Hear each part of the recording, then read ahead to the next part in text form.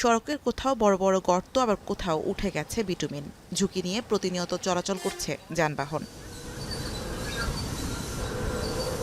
কয়েক দফায় মেয়াদ বাড়িয়ে ২০১৭ সালে পুনর্নির্মাণ ও সম্প্রসারণ করা হয় যশোর খুলনার এই মহাসড়ক। দুটি প্যাকেজে ৩২১ কোটি টাকা ব্যয়ে ৩৮ কিলোমিটার সড়কটি নির্মাণ কাজ শেষ করে ঠিকাদার প্রতিষ্ঠান মাহবুব অ্যান্ড ব্রাদার্স ও তমা কনস্ট্রাকশন অ্যান্ড কোম্পানি। অথচ ১ বছরের মধ্যে আবারও চলাচলের অনুপযোগী হয়ে পড়েছে সড়কের ১০ কিলোমিটার অংশ। গাড়িগুলো রাস্তা চালাতে খুবই সমস্যা হচ্ছে। রাস্তা ভাঙাচুরো, গাড়িগুলো ড্যামারেজ আছে, মেলা পাতি ভাঙছে, ইঞ্জিনের ড্যামারেজ আসছে।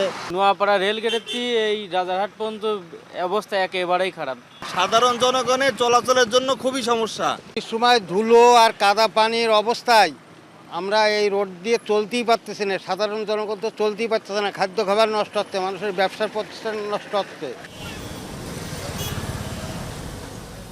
স্থানীয়রা বলছেন, রাজধানী সহ দূরপাল্লার ৩২টি রুটে যানবাহন চলাচল করে এই সড়ক দিয়ে।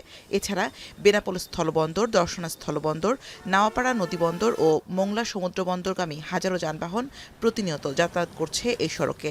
তবে সড়কের বেহাল দশায় ঘটছে ছোট বড় দুর্ঘটনা।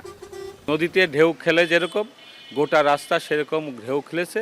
এখন খানাখন্দে এবং পাহাড়ে টিলায় ভরে গিয়েছে। রাস্তা দেখলে কান্না আসে, কারণ এত টাকা ব্যয় করে যে রাস্তা তৈরি হয়েছে সে রাস্তা তো আসলে পুকুরের ন্যায় অবস্থা। মহাসড়কে চলার মতন কোনো উপায় নেই। নিম্নমানের সামগ্রী দিয়ে এই সড়কটি নির্মাণ করা হয়েছে। যশোর খুলনা মহাসড়ক সংস্কারে পুনরায় উদ্যোগ নেওয়া হয়েছে। পাশাপাশি সংস্কারের অনিয়মের বিষয়ে মন্ত্রণালয় ও সংশ্লিষ্ট ঠিকাদারকে চিঠি দেওয়া হয়েছে বলে জানান কর্মকর্তারা।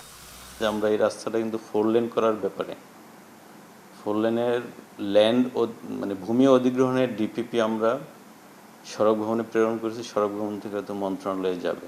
এটা আমরা ঠিকাদারকে যেই ঠিকাদার কাজ করেছিল এই ঠিকাদারদের বিরুদ্ধে আমরা তাদের জামানত বাজেয়াপ্ত করার জন্য আমরা ঊর্ধ্বতন কর্তৃপক্ষের নিকট অনুরোধ করেছি। এখন যশোর।